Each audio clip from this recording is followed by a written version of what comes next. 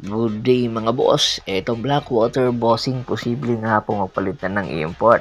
Ang kanila kasing original import na si Daniel Ochipo ay meron daw iniindang injury pag-amin mismo ni Jeffrey Carriazo. Meron na nga silang naka-standby import ngayon na kung saan dumating na nga po sa bansa. At ito po yung pangalan niya ay si Robert Regel Apsio III. Itong si Reggie Apsio III ay siyempre international experience nito. Napakaganda po. 32 years old at 7-footer po ito. Isa po sa nagrekomenda kung bakit nga po ito nandito na ngayon sa bansa ay itong si Cedric Beerfield. Si Cedric Beerfield matalik ng kamagkaibigan nitong si Robert Apsio. Huling nakapaglaro po itong si Robert Apsio doon sa Suki Lions sa NBL or National Basketball League. Pero ang kanyang credential ay hindi po matatawaran. Marami na pong pinaglaruan ito. 2015 NBA undrafted, naglaro din po sa Los Angeles Lakers sa NBA G League, naglaro sa Europa, naglaro sa Mexico, naglaro sa Japan, naglaro sa Taiwan at sa iba't iba pang mga liga. Ang nasabing import na ito ay hindi basta-basta dahil meron itong outside shooting, merong passing ability, merong shot blocking ability at po pwede po itong maging energy guy ng Blackwater Bossing. Ang pagkakaiba po nila sa mga import ngayon ay mas mabilis po itong mamang ito. Kaya nga po inirekomenda ito ni Cedric Beerfield bilang import. Gusto kasi ng nasabing kupunan at ni Cedric Beerfield na umangat na ang kanilang kartada dahil nga po napapabalitang iti-trade na daw itong si Cedric Beerfield. Pero merong sinasabi ang team manager ng Tropang Giga na hindi po ito matutuloy ang nasabing trade.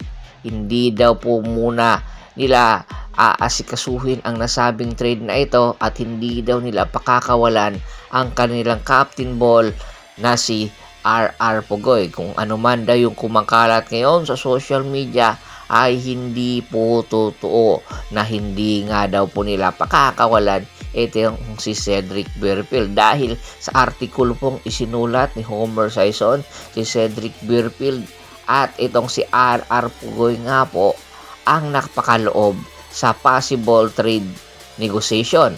At sa isa pang artikulo na nakasama din dito si Christian David na posible kung hindi matuloy itong si Cedric Beerfield, posibleng kunin po ng Tropang Giga itong 6'7" na big man ng Blackwater Bossing na si Cedric Beerfield.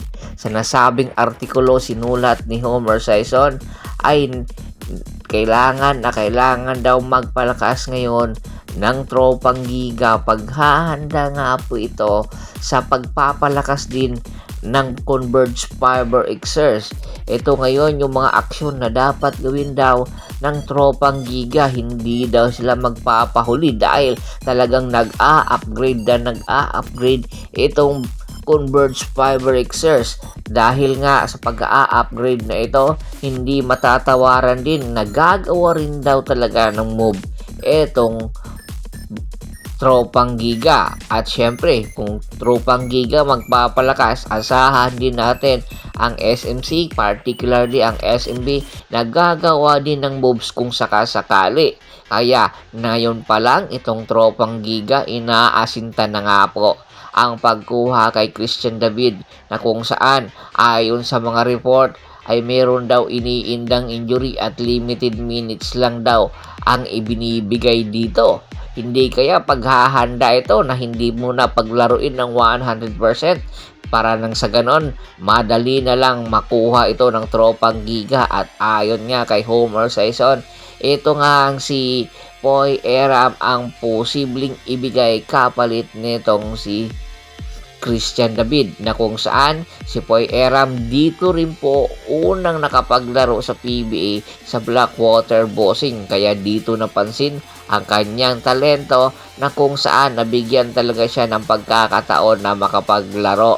At alam nyo ba, si Coach Leo Isaac ang kanyang naging sandalan dito para nang sa ganon ang kanyang puhunan sa paglalaro ay hindi masayang, kaya ngayon pa lang posibleng ibalik din ng Blackwater itong si Poy Eram. Ang nasabing negotiation ay it's a win-win situation sa bawat kupunan, kanya lang hindi na mapapakinabangan pa ng long term ng Blackwater itong si Poy Eram dahil nga nagkakaedad na. Unlike kay Christian David, malaki pa ang posibilidad na malayo pa maararating ng nasabing kupunan ng Tropang Giga at malayo pa ang mapapakinabangan nito. Kaya ano sa tingin nyo, ang trade na ito patas ba? Komento na sa baba ng video at pag-usapan natin yan. Once again, this is Percival Montron at your service. Don't forget to subscribe my sports channel at don't forget to click the notification bell button para nga po maging updated palagi sa kwentuhan. At bago po natin tapusin ang ating kwentuhan, shoutout muna tayo sa ating mga solid na followers na lagi pong sumusuporta sa atin. Kay Kagawad Katsakin Hudukusin ng Hagonoy, Bulacan, Anthony Laquialon sa Laquialon Family, Yornel Belches, Yonel Alicante, at syempre kay Sir Jerome Sidenio, at sa marami pa po nating supporters na lagi pong sumusuporta sa atin. Marami pong salamat sa walang sawa niyong pagsuporta.